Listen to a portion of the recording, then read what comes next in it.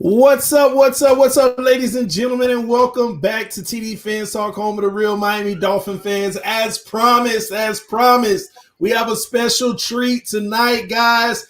We have the AFC East. Yes, we are all represented here. We have Dan Mitchell representing for the Buffalo Bills. What's up, Dan? Well, hey, TD, I definitely appreciate you having me today. So, guys, my name is Dan Mitchell. I run a Buffalo Bills channel, which is also known as the only New York team in the entire NFL. Really excited to explain to your audience why the Bills are going to be running away with the AFC East this year. So, ready to dive on it. The delusion is real, and we're off, ladies and gentlemen. Either way, and then we have, I don't want to say the word master, but we're going to go with master at work. New England Patriots represented. What's up, man? Oh, what's up, man? You guys, everyone in here knows who I am.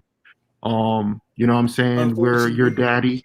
You know, you introduce us all as AFC East video makers, but there's only one AFC East champion in here for the past 11 years. So if you guys want to follow me, master at work, go to my YouTube channel.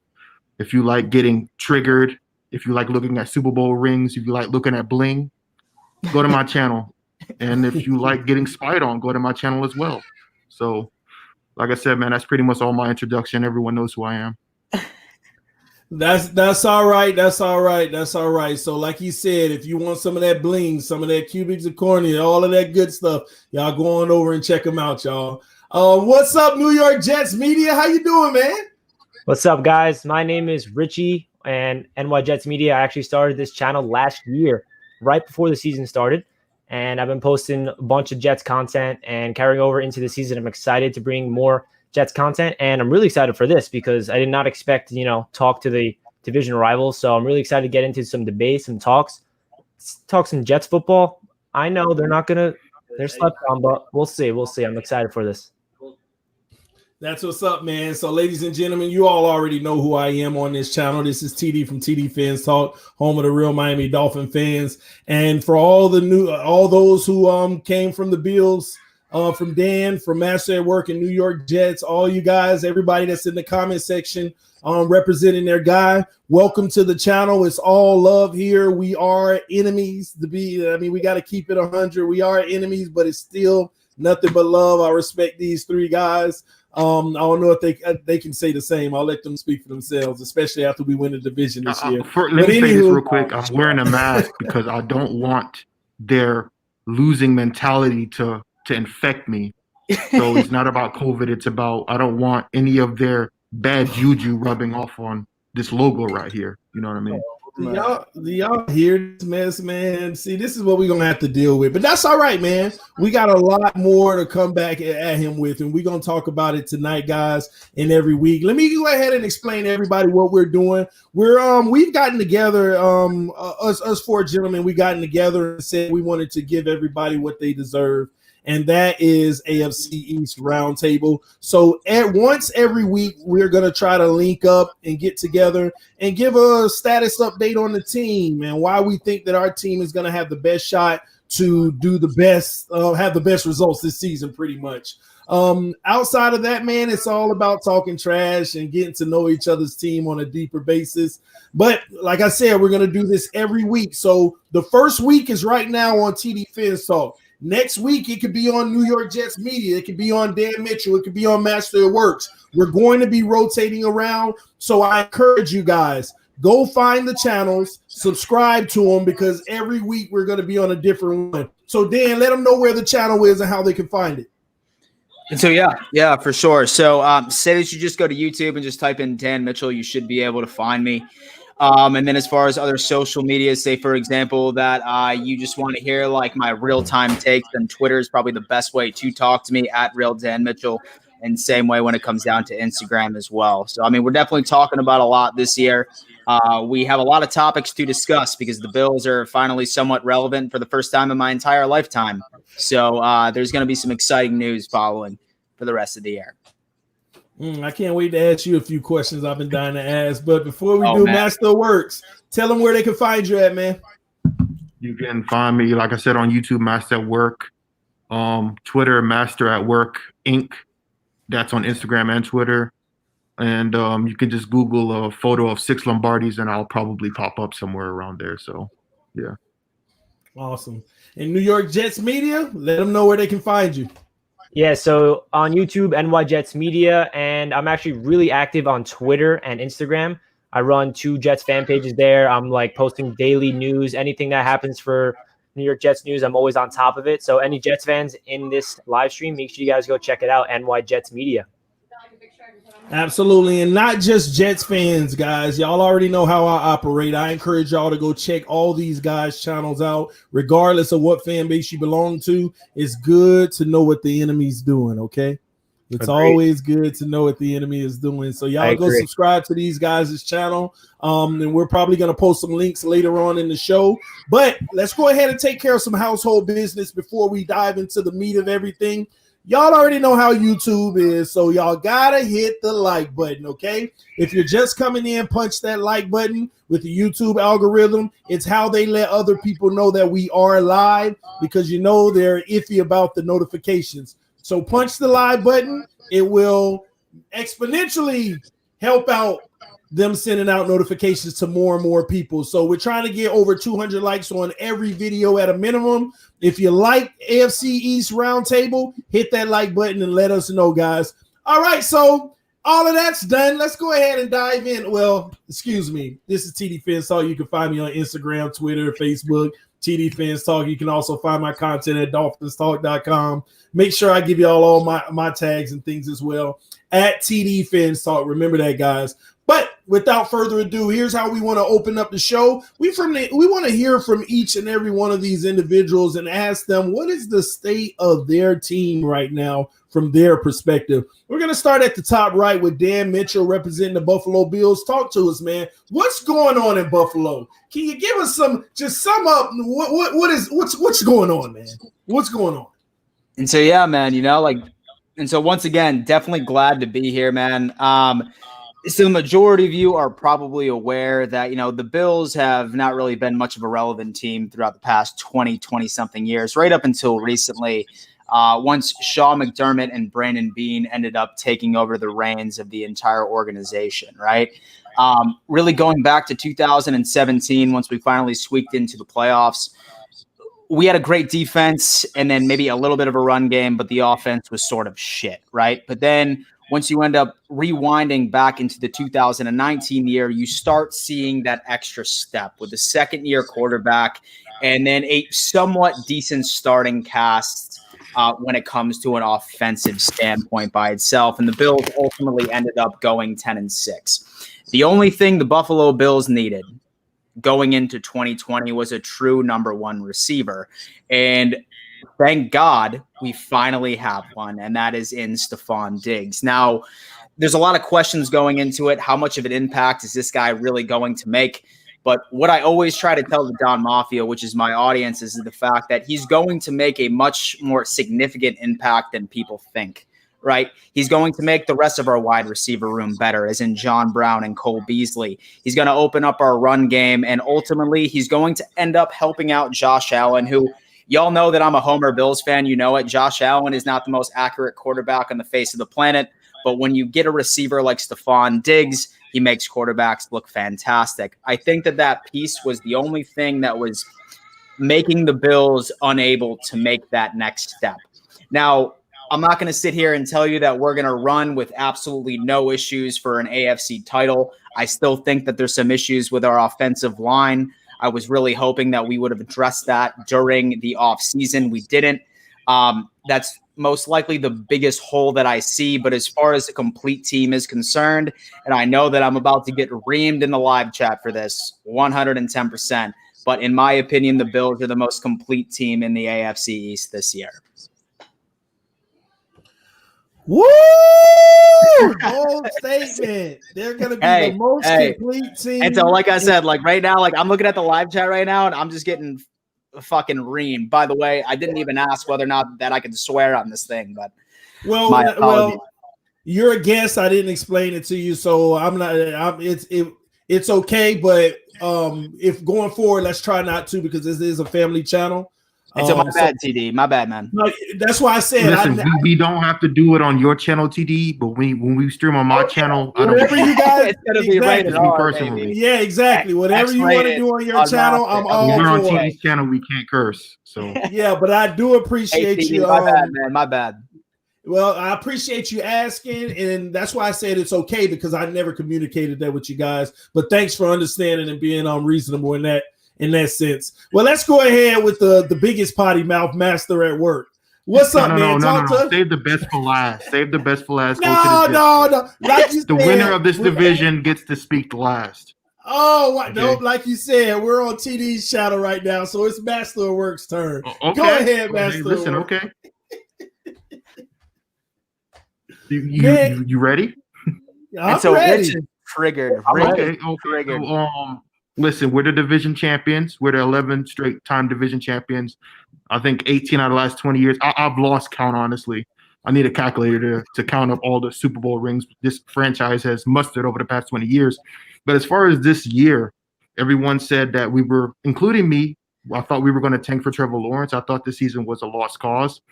I didn't see any light at the end of the tunnel because the way Belichick drafting a a D2 safety in the second round just baffled me. I'm honestly convinced he didn't pick that. It was his dog Nike that picked that pick. But neither here nor there. Listen, we got Cam Newton now, and that changes everything in this division. We're going to run a completely different offense. We just picked up Lamar Miller to replace an injured Brandon Bolden. Sony Michel. And listen, this team is primed for another Super Bowl run. I don't care what anybody says. Everyone can doubt this team, but here's the fact. As much as everyone has doubted this team, everyone's been proven wrong for the past 2 decades. So unless proven otherwise, we run this division. And as far as on the defense, we've lost a lot of players, obviously, to the COVID opt-out. We've gained a lot of money in cap space, which we can roll over to next year. I think we're going to have access of, I think, $70-80 million in cap space next year. But as far as this season goes, they can still go out and trade for a good receiver like OBJ or AJ Green. If the receivers are not looking good, you know what I'm saying, like the first 4 weeks, Belichick always makes those type of trades. And listen, Cam Newton is going to be on a comeback tour. He's on a revenge tour. He has more motivation than I've ever seen any player have. Everyone's counted him out. The fact that we underpaid him, that nobody was willing to offer him a contract that was up to his standard is laughable to me, including the Patriots. He is going to change this team drastically to the way they run the offense with Josh McDaniels, to the way I think they're going to probably implement more of a RPO type of play system to where you don't know whether Cam's going to hand a ball off, sprint down the sideline, or throw a 50-yard bomb down the field. This Patriots team, listen, you have to be the champs of this division, you have to knock us out. And that has not happened. So for the Bills fans and the Jets fans and the Dolphins fans to say that, it's going to be a changing of the guard. I've heard this for the past 2 decades. Now, obviously, we don't have Tom Brady anymore to go. But listen, he's 31 years old. He's in his prime of his career. He has everything to prove with Bill Belichick, the greatest coach of all time. Who's not to say that we just found a new franchise quarterback? And even if worst comes to worst, if we don't win this division and we don't make the playoffs and Cam Newton's a shell of himself, we can go out and draft the next franchise quarterback next season. So it's a win-win, low risk, high reward situation in Cam Newton. Either it works out or not. If Stidham's the guy, then he's the guy. But until it's proven otherwise, we're the champs of this division. So that's pretty much all I came here to really say, honestly. I'll be honest with you. You spoke a lot of truth there, but I got a lot of questions about that to break through that. We're gonna get back to you, man. But New York Jets media, come on, man, tell us Adam Gase. So now, before we even start New York Jets media, I have to be honest with you. I have a specific place in my heart, not for Adam Gase. Okay, that man there. I am telling you now. I'm excited to give you guys my opinion on this. All right. So yes, talk to us, man. Oh my God. So going into the coaching search with the Jets, which was last year, Adam Gase was last on my board of who I wanted. And I'm not going to lie to you guys. I was upset when we initially hired Adam Gase, and I was trying to digest it, looking at the optimistic side. Okay, what's good about Adam Gase? I'm not just going to sit here and just hate on my own coach. You know what I mean? So his first year with the Jets, the one positive I'll give Adam Gase about the 2019 season was he was able to galvanize his guys and finish the season 6-2. And yes, I know it was not the best. It was a really, really easy schedule, but he still finished the season 6-2 after starting 1-7. So that's the one thing I'll give him. But I'm still not sold on Adam Gase. And the one person in this Jets franchise who I think will turn this team around in the long term is Joe Douglas. I think that we finally have a GM who is forward thinking, and it will only prosper the Jets. And no, the Jets right now in 2020 are not looking good. We just traded away our best player on Jamal Adams. Our best player on defense, CJ Mosley, opted out. I love the trade with Jamal Adams. Me personally, all my Jets fans that watch my channel, I was the biggest Jamal Adams fan. I've been saying we should extend him. I should saying don't trade him. And, I was not expecting him to just call out everybody and call out Gase, okay, and then you got to get rid of him. If he does not want to be a Jet, you just got to get rid of him. So I'm really happy with the trade we got. And I think that the Jets are setting themselves up to compete in this decade. No, I do not think that they're going to do anything in 2020. I think this is a year for Adam Gase to prove himself as a head coach. And me personally, I'm not sold on Adam Gase, but at the same time, I'm rooting for him. I want Adam Gase to prove me wrong. I want, after this 2020 season, to look at Adam Gase and say, you're my head coach and I want you here. Do I think that's going to happen deep down? No, but I'm just being a little optimistic. I don't think that he's the right guy to really solidify this head coaching position. When I look at a head coach, I want a guy that is a bona fide leader. It can galvanize the guys. And like I said, he did do that by starting 1-7 and finishing 6-2, but his offensive creative guru this, guru that, I didn't really see that. He didn't utilize Le'Veon Bell properly. I'm really high on Sam Darnold. I know all three of you guys probably aren't, but I can get into that on why I think Sam Darnold has potential. I love Tua. I do like Josh Allen. We'll see about Cam Newton. I actually was a huge Cam Newton fan when he was on the Panthers. So, yeah, I'm really excited to bring you guys this debate and talk about the Jets. So, really, long story short about this Jets team in 2020, I'm not expecting them to do anything. I am hoping for a solid season, and I want Sam Darnold to prove himself as this franchise quarterback for the Jets' future. Awesome, man. Well said. But I'm going to pick that apart. I'm going to get to you when we get there because, oh, my gosh. But anyway, it's my turn, guys. The Miami Dolphins and master of work just for you. The best is for last. So it's the Miami Dolphins. Listen, guys, everybody feels like that we're in a rebuild. What they don't know is that rebuild has been accelerated drastically, man. The moves that our front office have made over the last year and a half have really, really, really turned up the heat and made that quote unquote rebuild more like it's time to compete right now.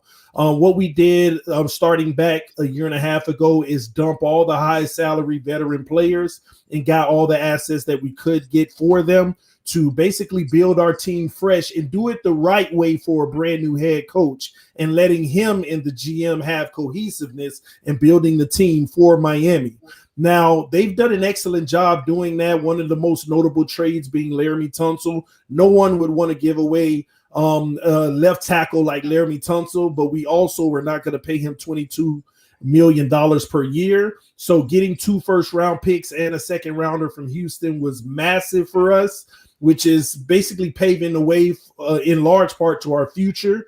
But outside that, our future stands as the defense right now. The defense is the face of our franchise. We have really geared up on defense. I think our defense is underrated right now from what people know. We have a bunch of guys who people know, but a bunch of guys people don't know that are really going to make some noise this year. And it kind of reminds me of the Patriots-Buffalo battles last year. No one could score because the defenses were so good. And I think that that's the type of realm we're going to be living in this year, making it really hard for other teams to score. Our offense, it's our biggest question mark. We have the talent, we have the weapons, but as the offensive line goes, our team will go. And I'll be honest with you, as Dolphin fans, we don't know. We finally invested a lot of money and time into the offensive line, But again, we've been burnt so many times in that area. We have to wait to see it. We feel good about it, but we have to wait to see it. But if the offensive line is playing A1 football, listen, we personally, me and the fan base, feel like we're the best team in the AFC East. And I know that's saying, that doesn't say much to you guys. But that's pretty much where we are right now. We're going to get into more detail on different shows and stuff like that, because I'm pretty sure it's so much more you all could say about your teams as well. But I have a lot of questions that I want to ask you guys about your teams, and I want to start off in Buffalo, okay? Well, first, let me ask this for everybody. This is prediction time. What is your record in the AFC East this year? So, Master, you want to go first? What is my prediction for the records? And for the Pats record? AFC. Oh, you mean like just the record, or just like the who's going to finish first and who's going to finish last? Just the 6 games in the AFC East. What is your record? Not first, second, third, or fourth. Oh, what is your record? Oh, our record. 5-1. We're gonna probably lose. Well, we lose to the Dolphins every year for some strange reason. Whether it's miracle. Not strange. It's not strange. We haven't lost to the Jets in how many years? I've lost track. That the Jets, Ryan? So you got to give him that. Besides that one game at Monday night, I know that was insane, but still, over the years, Jets always compete. That also. I'm saying, how many times have you beaten us? Because I can't remember. 2009 playoffs. Woo! No, I'm saying in the past decade. Oh, you're 1 year apart. I mean, come on, we knocked you guys out in Foxborough. I know, but that was in the Obama administration. We don't count. I mean, anyway, the Bills. That's right. Some crazy record. Anyway, the only team that really gives us fits in this division is the Dolphins. 5-1 record, man, honestly. All right. What about you, New York Jets media? What's your record in the AFC East this year? I'm going to be a little optimistic and say 3-3. I think that Adam Gase knows this division. He's been in division for 4 years. I think we can split with all teams, and it's not going to be easy. I'm not saying it's guaranteed that we're going to beat all you guys, but I think the Jets have a lot to prove, especially week 1 against the Bills, because last year that week 1 game still haunts me. And I think that we're going to come out and really shock the world and beat you guys once. And so it haunted me for the first 3 quarters. So it haunted me for the first 3 quarters that week 1 matchup too. Man, don't even get me started. Yeah, I know, man. 3 is optimistic. Wow. Dan, talk to us, man. I'm being realistic. I'm not. Yeah. No, I love it. He's the anti-Manish Mehta. And so me and Tyson actually have a similar record. You know who I'm talking about, right? Of course. He DMs me. And so I have the Bills going 5-1 as well. I do have us splitting with the Patriots. The Pats are going to be the only team that we lose to this year in the AFC East. I think that you still can't sleep on Bill Belichick, right? Like, say, for example, that they didn't have, those significant opt-outs, then we might be having a different conversation. But I think that and so the Pats have had our number like for years and years and years. So, I mean, I still think that Bill Belichick is going to be able to pull something out. I think we'll end up losing the matchup in Foxborough, but I think we'll end up handing their ass to them in Buffalo this year. So I have the Bills going 5-1 in the division this year. Even though Josh Allen has never beaten the Patriots. Okay. Yeah. Yeah. Well, so someone can hope, man. Unfortunately, Sam Darnold either. Unfortunately, I'm not going to be optimistic. I'm going to be pessimistic with the Dolphins record. I see the Dolphins going 6-0 this year in the division. We will dominate the AFC East. We're going to start out with the Patriots. And I'm going to tell you why. We're going to start out with the Patriots as they continue to figure out what their future looks like. We're going to dog them in week 1. The Bills have to come on the road to Miami in week 2. And we're going to handle business at home starting out early. And then we don't play the Bills until the last game of the season, January 3rd. So we're going to have our act together by then. The Jets, they don't even count. In Dolphin Nation, we automatically count both of those games a win. That's just something that we do. Oh. Yeah. The pass interference that they cheated us on the last play of the game. They called it pass interference. You kick the game with a field goal. All right. Anywho, but we're going 6-0 in the division. We're going to shock the world. We're going to own this division. The Patriots' time is over. I'm not going to hamper on that just so y'all have to listen to me all day, but that is true. I've listened to that same talking point from you for the past 3 years ever since you came on YouTube. And you've been wrong every time. So Brady's gone, Master. Brady's gone. It's okay. But now I want to ask some more specific targeted questions, and I want to start with Dan. Okay. Okay. This is more. It's going to get a little more heated. Okay. Okay. Where do you get off thinking, first off, 5-1 when you all didn't beat anybody worth beating last year? Can you tell me, did you have anybody that was an impressive win last year? You beat no playoff teams but one who were trash at the time in Dallas.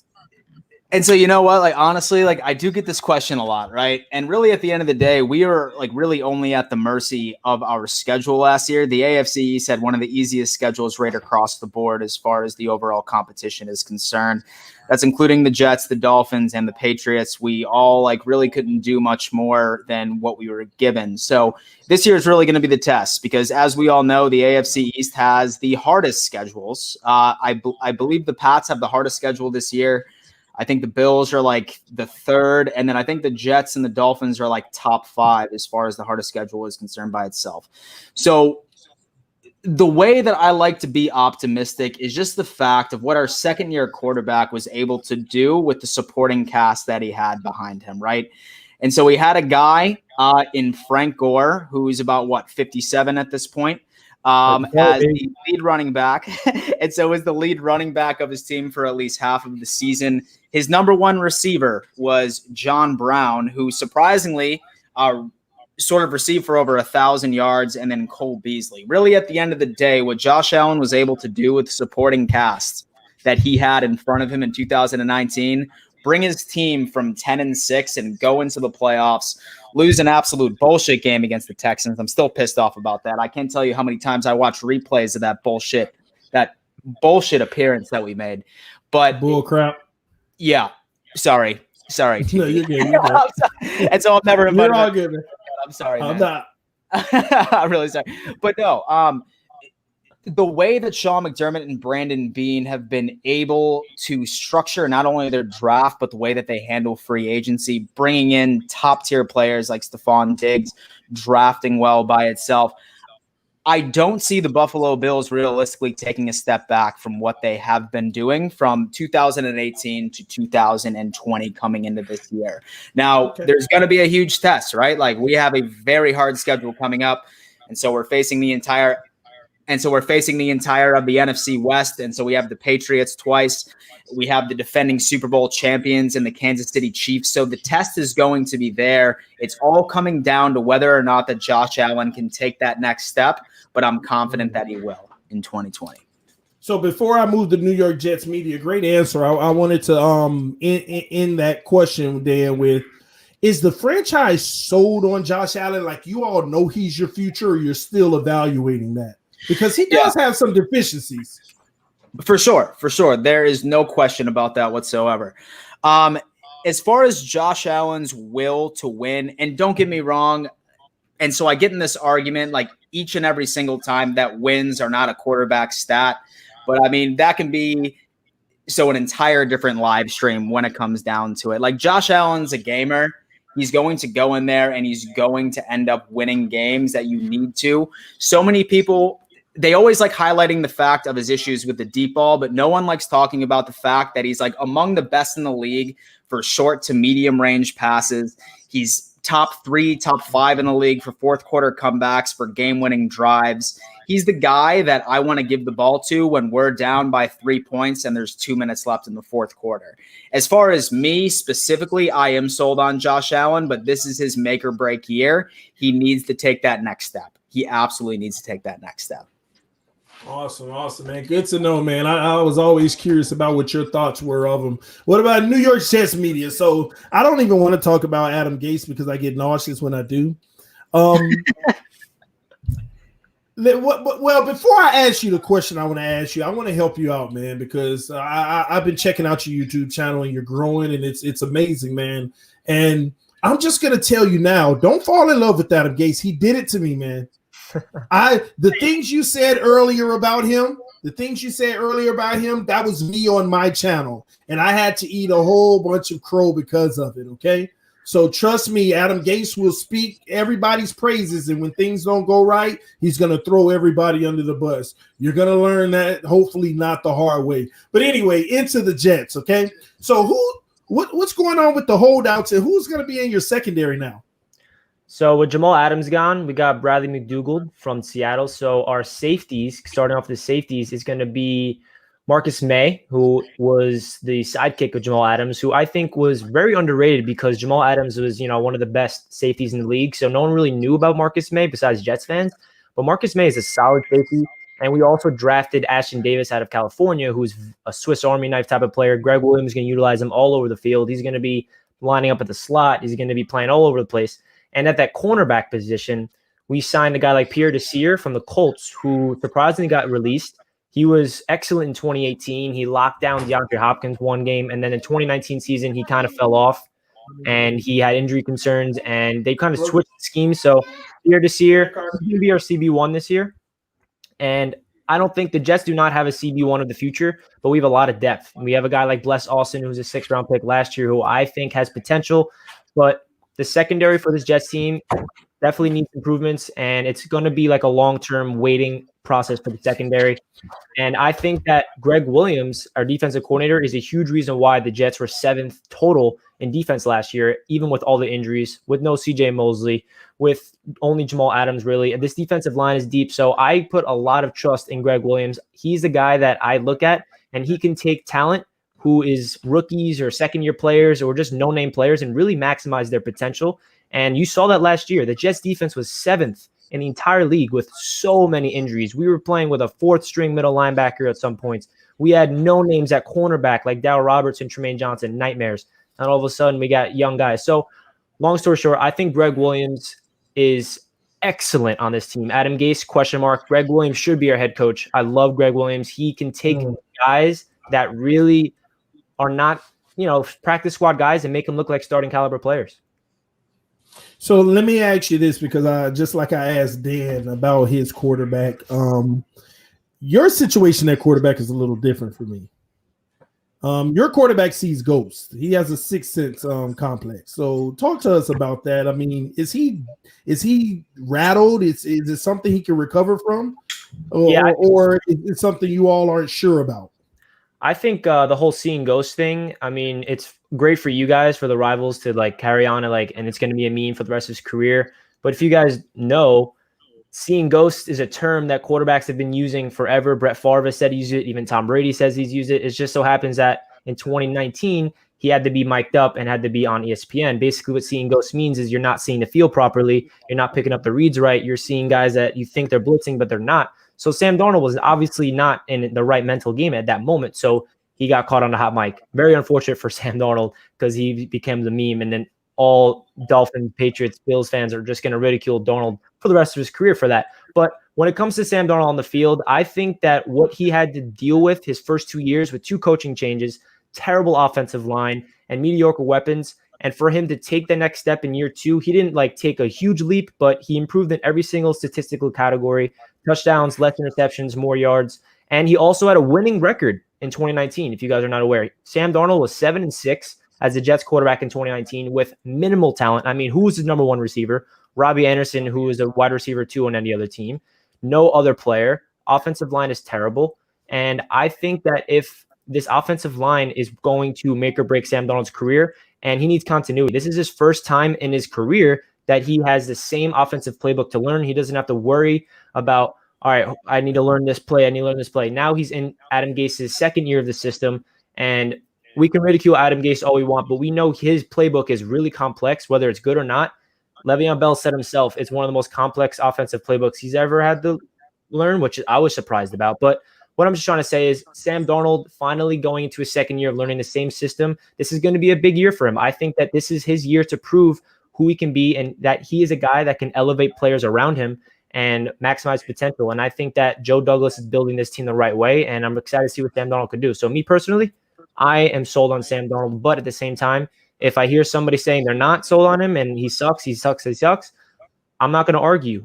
Sam Darnold showed flashes of greatness at like very small spots, but he's also showed on prime time against the Patriots what he can do if he gets under duress, if he can't see the things well. If you have an offensive line that's just completely a mess and you drop back and you have 2 seconds in the pocket, it just gets in your brain. If he needs weapons and offensive line around him and continuity, and I think he'll thrive. So I'm sold on Sam Darnold. Interesting. Great answer, man. Well, time will tell. That's one thing I always say on my channel. Time will tell. So Master at work, man. This is a little more detail. We already know about the Tom Brady, Bill Belichick saga that has come to an end. And now we have Cam Newton. How confident are you that Cam Newton's starting over Stidham in the first place? It's a wrap. There's no way Stidham starting over Cam. You don't bring in Cam Newton if you're going to sit him on the bench. And I don't think he would ever agree to sign with the Patriots if he knew there was a chance he might not beat a second-year quarterback who hasn't started a game. And the one time he did come in for Brady, he threw a pick six. And Belichick had to put Brady back in. It's not happening unless Cam Newton goes down with an injury. There's no way, and we have no preseason either. So there's definitely no way Stidham can beat him out. It's just not going to happen. So if Cam Newton is the starter, where does he rank in the AFC East for starting quarterbacks? One. Well, Josh Allen and Sam Darnold haven't proven anything in their career, especially Sam Darnold. You guys have a rookie quarterback in Tua. He hasn't started a game, so we don't know what to expect from Tua. Josh Allen, do we have to discuss anything further? Sam Darnold, I don't know who has bigger eyes, him or Gase, when he was coked out of his mind when his first press conference. Listen, I just don't understand how you can't think Cam Newton's the best quarterback in his division right now. He's proven it. He still holds the records for most yards by a rookie quarterback in NFL history. He's been to a Super Bowl. He's won an MVP. Yeah, he had an injury, a shoulder injury. Last year, it was ironic enough that his season ended against us in the preseason. But there's quarterbacks have come back from far worse. He's never torn an ACL or anything. It's just that he's going to have to adapt to not being prone to run that same gimmick offense that they ran in Carolina, where he's getting hit hard, where he's taking these crazy amount of shots to the head. He has to learn how to get rid of the ball and not take unnecessary punishment in the pocket. If he can learn that, and I'm pretty sure Belichick, being that he had Tom Brady for his entire career, Brady is the first one to tell you he knows how to take a shot. This is why he's never really gotten hurt in his career. If Cam Newton can learn how to slide and not take those unnecessary hits, he's going to last in his division, and he's going to turn into what Andy Reid turned Donovan McNabb into. If you don't remember, McNabb was a running quarterback, and Andy Reid turned him into a pocket passer. It can be done. And he has the arm for it. Now his accuracy is questionable, but he's been accurate before. So I don't see any reason why Cam Newton's not the best quarterback in his division right now. So Dan in New York Jets, do you agree that Cam is the best quarterback in the AFC East? I'll let you take that one, Dan. Oh, Rich, passing the buck. So, I mean, this is an interesting question for me, right? Especially since Josh Allen, as far as any type of comparisons that are ever drawn to him, you always hear the name Cam Newton, right? And like I said, Josh still has a lot to prove in year 3, right? I mean, it's clear that he's ended up showing progressions. With Cam Newton, he's been able to show that he can be a championship caliber type quarterback. But if there's any advantage that I think that Josh Allen has over Cam Newton this year is a continuity in playbook, because Cam Newton has to learn an entire new playbook. And granted, the New England Patriots essentially need to, not unless they want to transition Cam Newton over to like a dink and dunk type offense that they ran with Tom Brady, they're probably going to completely revamp their entire playbook. So not only is the team going to be experimenting with something new, Cam Newton is also going to be experimenting with something new. But then Josh Allen also has a weapon perspective, something that's going to be a little bit more of an advantage. So what Cam Newton has over Josh Allen is going to be experience, someone that knows how to win and know how to make something out of nothing. But what Josh Allen has as far as a benefit and as far as an advantage is going to be familiarity with a playbook that has not changed for 3 years and more weapons than Cam Newton this year. So as far as who's the better quarterback, I mean, I really can't say anything because this is Josh Allen's do or die year. Listen, I'm gonna tell it how it is. Okay, Let's I hear am going to tell it how it is. This is why I said the Miami Dolphins are going 6-0 in the division, because the biggest wild card who hasn't even the most skilled quarterback in the AFC East hasn't even played in the NFL yet, and that is Tua Tagovailoa. Now, hey, listen. At the end of the day, the most skilled quarterback in the AFC East. Now, I'm not saying who's the best right now, okay? Because if you ask me, I would debate between Ryan Fitzpatrick and Cam Newton. They're like two in the same to me. I think Cam Newton is a slightly better upgrade because he hasn't proven anything as of late. But Cam is the better quarterback. But the best quarterback in the AFC East hasn't even played yet. And this is the main reason I said we're going 6-0 in this division. Tua Tagovailoa starts week 1, he is going to look like Russell Wilson. Tua Tagovailoa starts week 1, he's going to look like better than Lamar Jackson. Come on, TD. There is no way. He's going to look wait. Can I chime in? I just want to say one thing. Doesn't Tua have an injury problem? He had an injury problem in Alabama, did he not? Listen, we're talking about stuff that don't even exist right now. When he gets hurt again, then talk to me. Right now, he's 100% healthy. Okay. That's what you have to be worried about. Tua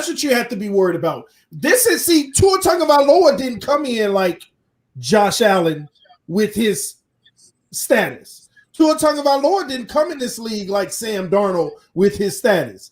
He's leaps and bounds ahead of those guys coming into this league.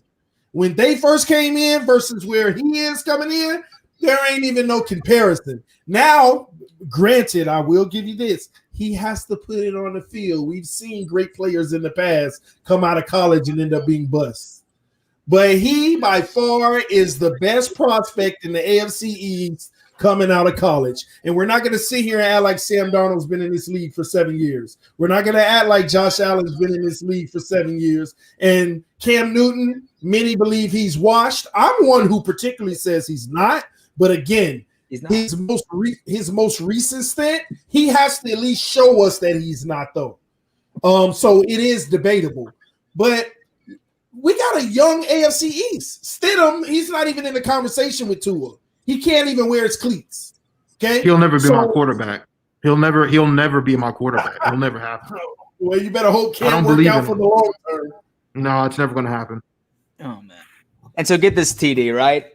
So I mean, I actually had a conversation with one of my other buddies that is a Dolphins fan as well. And so the Dolphins team that you guys have in place in 2020 reminds me a hell of a lot of the Buffalo Bills in 2018, where they had a stout defense, basically an impeccable defense, fantastic run game, and a rookie quarterback, but still a lot of questions on offense. That's exactly why that I have you guys going 6-10 this year. Because we have better receivers. Identical to the Bills in 2018. We have better receivers, though. We have a better tight end. Parker. Okay. The only in Preston Williams, who you didn't get to see much of because he got hurt early in the season. He actually had better numbers than Devontae Parker before he got hurt. He was an undrafted rookie that became a starter week 1 because of the work he did in his rookie training camp. And when I tell you the work he did was phenomenal, it's like a diamond in the rough nobody saw coming. The joint practices, shaking veterans, doing it all. He's the guy that you got to look out for this year that nobody talks about. Is Devontae because he's been more in the media. But Preston Williams got hurt early in the season, and he had better numbers than Devontae and would have probably exceeded Devontae's numbers had he not gotten hurt. But our tight end, Mike Gesicki, continues to improve. Early draft pick that we picked up a few years ago. Again, Dolphins' offense is going to be determined by the offensive line. Because if the offensive line is playing above average, it doesn't even have to be great. It could be one little notch above average, and the AFC East is in trouble, gentlemen. And I know you all may not see that from the outside looking in, but Brian Flores is our secret weapon. Master at work. Is there anything you can say about Brian Flores? Wait. Is there anything I can say about the Dolphins? Is that what you're asking? No, Brian Flores. Oh, I've always respected Brian Flores, even though I can say he wasn't good enough to be the to get the actual crowning of a defensive coordinator because Belichick doesn't respect him enough for that. But other than that, he did pretty good. I mean, he had a good defensive plan in the Super Bowl, even though I think that was pretty much all. Last season, you guys were projected to be like the worst team of all time. Got to give him credit where it's due. He won 6 games, even though it was a failure in my mind because you should have tanked for Joe Burrow, because I think he was the best quarterback in the draft, in my opinion. Other than that, I got to see what he can. I got to see what he does this year with some talent on this team. The Dolphins have some talent. Last year, you guys pretty much tanked without even tank. You can't even tank right, but that's for another day. Listen, like I said, I like him as a head coach. He wasn't good, and I don't think he's going to last very long in this league. To be honest with you, he's going to get exposed eventually. So, that's my opinion. Well, I'm glad you came out and said it was your opinion because I have an opinion of the Patriots as well. At the end of the day, without Tom Brady and Bill Belichick just getting longer and longer in the tooth, at the end of the day, the Patriots' reign is over, my friend. Let's get one thing straight here. First of all, you got all these COVID opt-outs, and there are a lot of vital players. For some reason, Dante Hightower, and Chung, who's getting older anyway. We needed to replace Chung anyway. The Patriots continue to live off of their past, and rightfully so because you've backed it up. But it has finally come to an end. Your past can't save you anymore. And for you to sit here and say Belichick didn't trust or respect Flores enough to name him a defensive coordinator, he was the defensive play caller, and he was the reason you won that Super Bowl the last one. No, he wasn't. Belichick was the reason why, and our defense was. Flores was just calling the plays that Belichick scripted up. Flores was calling all the defensive plays. Listen, go listen to Okay, Matt, we did the same thing. Listen, we did the same thing with Matt Patricia a couple years ago when we won the Super Bowl. Go listen to the Super Bowl. Stick anybody in that defensive coordinator. Belichick on the sideline, bowing down, praising Flores. Great call. Yeah, because he wanted them to endorse him to get that job so he can beat him up every year in the division. You will minimize anyone to amplify the Patriots. Y'all reign is over. And for the New York Jets, I'm not even going to talk about y'all right now because Adam Gase speaks for itself. But Buffalo, I got this thing with Buffalo that I can't get over. Y'all are not as good. Y'all are not as good as you think you are. You didn't beat anybody last year. With the competition this year, y'all are probably going to go 7-9 or 8-8. Wow. 7-9-8. You are crazy. That sounds like the Jets, baby. No, I think they're gonna finish. They're gonna finish second in this division next year. So we're first. Buffalo second. Where does that put you at? No, you're not finishing first. That's insane. You haven't won a division since 2008. The Bills haven't won a division since Jim Kelly, and the Jets haven't won a division since the Colts last won a division. Who's not even in this division anymore. That's not true. We haven't won a division since 2020 because it's coming. You remember that match that worked every week. You know what? You guys. I just want to say one thing. You guys want to put asterisks on our Super Bowls? Let's go ahead. We still got them, but let's put an asterisk on that division title from 2008 because that was the year Brady tore his ACL, and you won on a tiebreaker because Brett Favre threw the game for the damn Jets. Listen, that was ages ago, buddy. You haven't won a division since then. And like I said, the Bills haven't won a division since Jim Kelly. And the Jets, the Colts won a division before the Jets have, and they're not even in this division anymore. Hold on. Brady tore his ACL, right? 2008. And Matt Castle took the reins. And what was Matt Castle's record? 11-5, and we missed the playoffs. Oh! He took a team. Listen, he took a team. Wait, you're making my argument. He took a team that was 16-0 and was this close to being perfect to 11-5 record the next season with the very weapons with Moss, Walker, and everyone else, and he went 11-5 and missed the playoffs. It couldn't win what's your point? Division. That means there were a lot of bottom feeders. Who won the division in 2008? You did. Okay, that means, unfortunately, Buffalo and the Jets were such bottom feeders that year, and the rest of the teams that y'all played were bottom feeders, and y'all got all these easy wins. Listen, man, master work. I'm gonna give you this. Everything you say to us, we have to take until it's proven otherwise. I do understand that. But I promise you, my friend, this is it. This is it. I've never said that was it for the Patriots, but I've told everybody. You said it many times, TD. That's not even true. I was just talking trash to you. But this time, this is it. This is it. There is no more Patriots. There ain't no more quote-unquote dynasty. It is the Miami Dolphins' turn, and now it's time for us to treat Buffalo like a distant second. Buffalo is going to be the only team that's behind us, but it's at least going to be 3 games every year. So the next dynasty is called the Super Cam dynasty. It's the Patriots dynasty 3.0 because we had 2 separate dynasties, early 2000s, into 2010s, and we're going into the 2020s with Cam Newton in the new dynasty. That's my prediction. Y'all think that Cam Newton is going to come in and do what and give the team what Brady did? Not play like him. He's never going to listen. He's never going to be Tom Brady. He's going to be Cam Newton under Bill Belichick. That's who he's going to be. So is he going to have Tom Brady's success? No quarterback in NFL history will ever have Tom Brady's success. But he will win us a couple Super Bowls. And you know what's hilarious to me? I'm gonna say this: if once Cam Newton, if it doesn't work out, Aaron Rodgers is next. Listen, if Belichick's got to recycle all these veteran quarterbacks that were great once in a while and return them back to excellence, then that's what we'll do if we got to keep winning. Because I'm telling you right now, Belichick's not going anywhere, and when he retires, his son's taking over. Which we got 3 Belichicks on the damn same team. Y'all are screwed for the next God knows what. Time will tell, but let me ask everybody a question, okay? This will be a good one because I think one thing we could all agree in, I think that the AFC East is turning the corner when it comes to defense. How will you rank our defense? We're going to start with you, Dan. Rank the defenses in the AFC East going into 2020, not the past, going into 2020 with the holdout roster from a roster and everything. Mm-hmm. All right. So I'm trying to not come off as much of a homer, but I mean, as far as and so y'all know exactly what I'm about to say.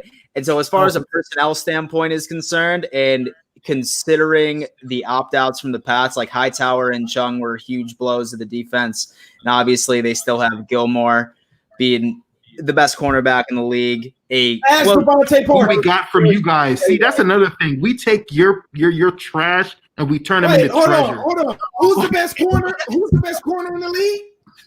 Gilmore. He's the best defensive player in the league. Gilmore, Trey White. Hold on. And the Dolphins CBs. Hold on. Where was Gilmore? Where was Gilmore when Devontae Parker was making him look like a baby this year? Come on, bro. Are you gonna do one play off of an entire season of a body of work? And he's done it for years. Who's defensive player of the year? 2 touchdowns or something like that. Who won defensive player of the year? And it's a lockdown, shutdown corner, and every player in the NFL agrees he's the best corner in the game. Listen, come on now. Won't be next. Anyway, let's get back to rank the defenses. Because all right, perfect. All right. So Bills defense, there's very little holes in this defense. Very, very little holes. Number 2, the New England Patriots. Number 3, the Miami Dolphins. And then number 4, the New York Jets. Sorry, Rich. I know that we've basically just been taking this past hour just shitting on you. But I expected it. Don't worry about it. That's my ranking is Bills number 1, Pats number 2, Dolphins number 3. But TD, let me preface by saying this. There's really not a huge gap between the top 3. Let me put it that way. There's really not a big gap between the top 3, in my opinion. But I do have the Bills being the best defense right in the AFC, maybe even in the NFL. Talk to us, New York Jets. All right, so if Jamal Adams and C.J. Mosley was still on the team, definitely will have a different ranking. That's all I got to say. For sure. So I agree. Since they're both gone, I mean, C.J. Mosley's opted out and Jamal Adams is gone. I mean, I'm not going to sit here and be delusional. I'm going to be realistic. I think the Bills defense, in my opinion, was a huge reason why they were in the playoffs last year. Sean McDermott, excellent head coach. And I'm going to put the Bills at number 1. And Patriots 2, so basically the same thing as Dan, honestly. Number 3, Jets last. Like I said, though, Jamal Adams and C.J. Mosley playing this year, I might have to put them either 2 or 3. Master of the Works, what you got? Oh, the best defenses? in the AFC East, right? Ranked them. Obviously the Dolphins are last. Trash. Patriots 1, Bills 2, Jets 3, Dolphins 4. My opinion. Wow. The Jets have a better defense than the Dolphins. I do. I even when they got fleeced by the Seahawks by giving away Jamal Adams, another generational talent. Because we all remember the last time they gave up a generational defensive talent. He won a Super Bowl in Foxborough, and you guys overpaid him. You guys got on your knees and begged him to come back to you guys, and he was washed by then. So we gave him a ring, we gave him back to you guys, and now you guys got rid of another generational talent, and the Jets still got a better defense than the Dolphins. Wait, but how do we get fleeced by the Seahawks? Huh? How do we get fleeced by the Seahawks? Because you, no matter how many, because number one, we've never seen you guys draft very well in the late in the draft because you're so used to drafting low in the draft because you suck every year.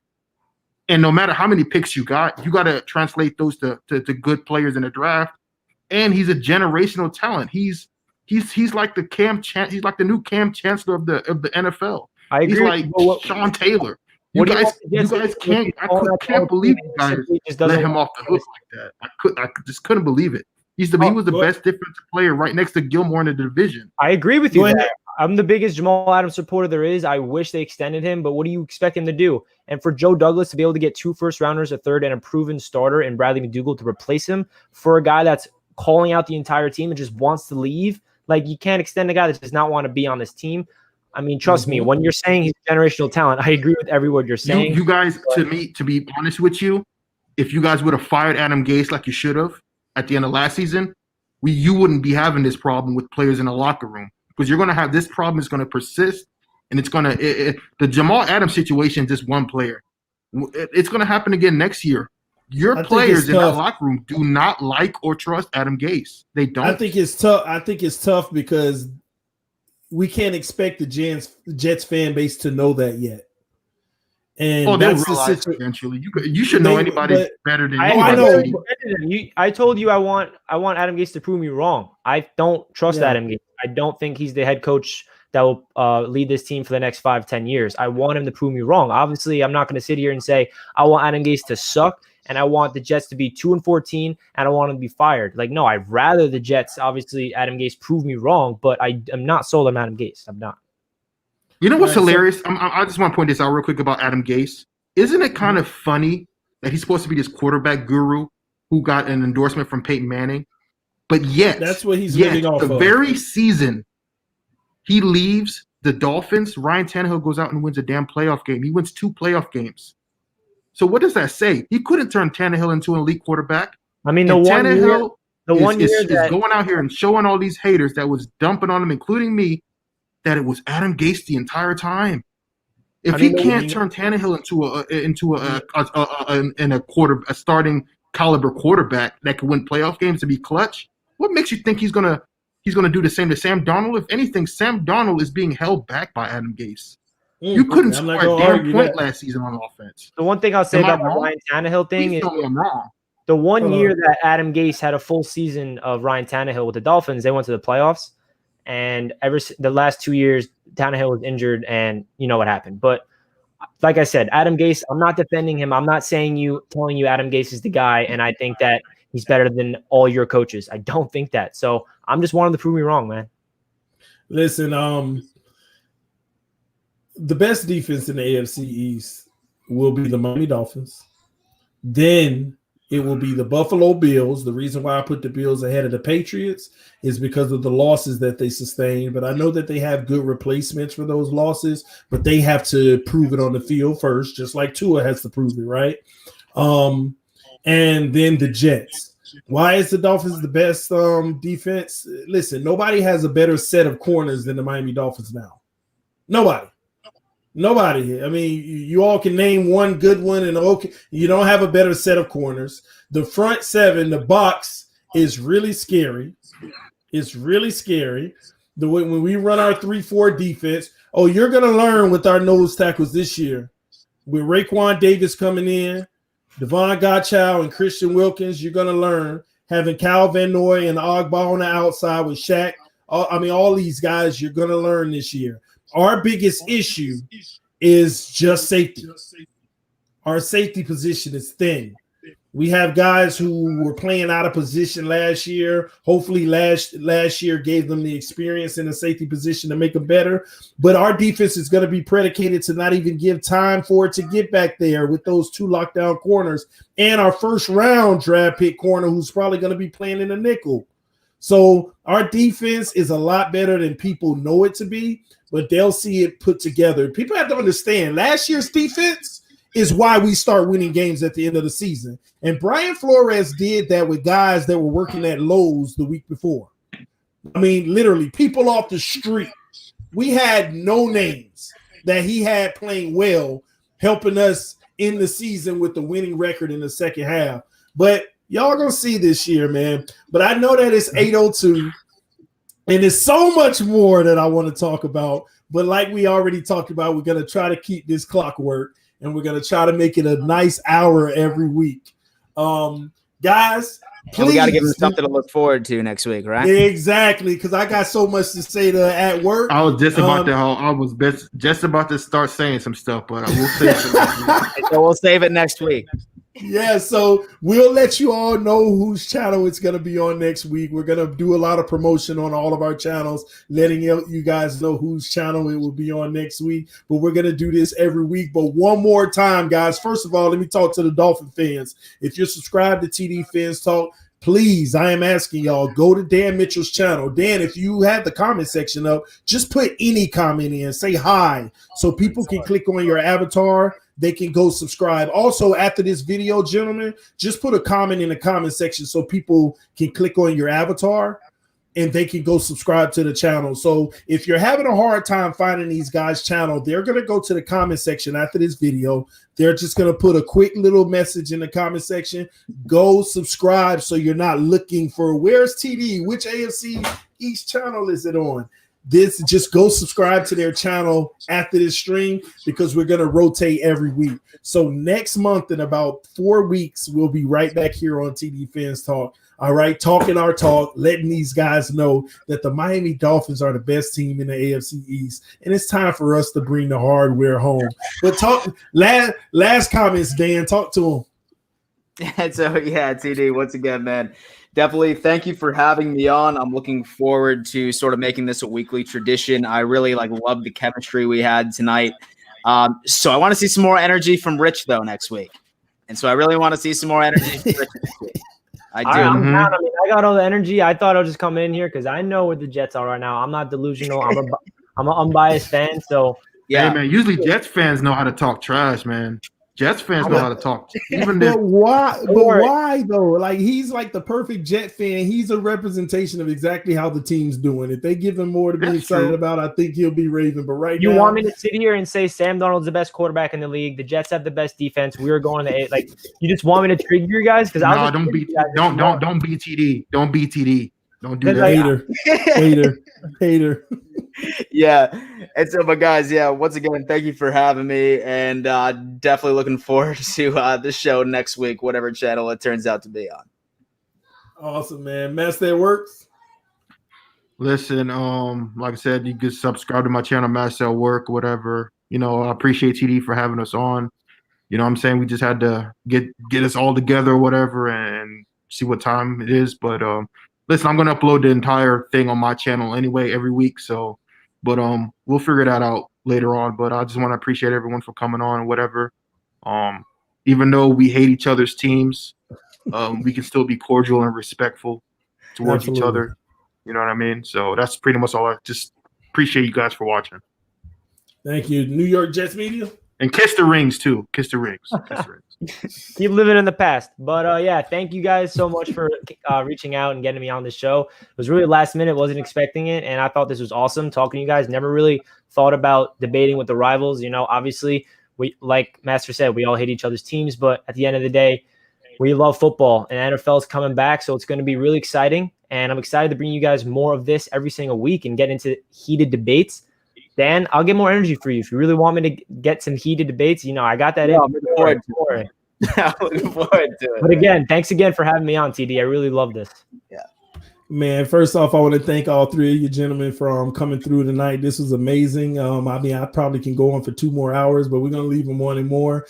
Thanks, Dan. Thanks, at work. Thanks, New York Jets Media. Listen, guys, this is fun, and I really enjoyed it. Thank everybody who tuned in. I appreciate y'all coming over. Hit that like button, guys, so that we can make these shows as huge as we possibly can. Don't forget to check out the comment section. These guys are going to leave their tags, so you can go over and subscribe so that we don't have to be searching next week for whose channel it's going to be on. Thank y'all so much for tuning in to TD Fans Talk, home of the real Miami Dolphin fans, guys. And listen, this is what it's about, man. All three of these gentlemen said, we don't like each other's team, but at the same token, we can have healthy debate and do it respectfully. And I love how the chemistry was tonight and how we were able to get through this without, going in and off at each other, even though I really, master at work. But anyway, we're going to get there. But love you guys. I appreciate y'all. Everybody watching, hit that like button on your way out. This is TD Fans Talk, home of the real Miami Dolphin fans, and this is the AFC East Roundtable. We'll see you guys soon. Peace. We are out. Peace out. Peace out. Peace out. Peace out.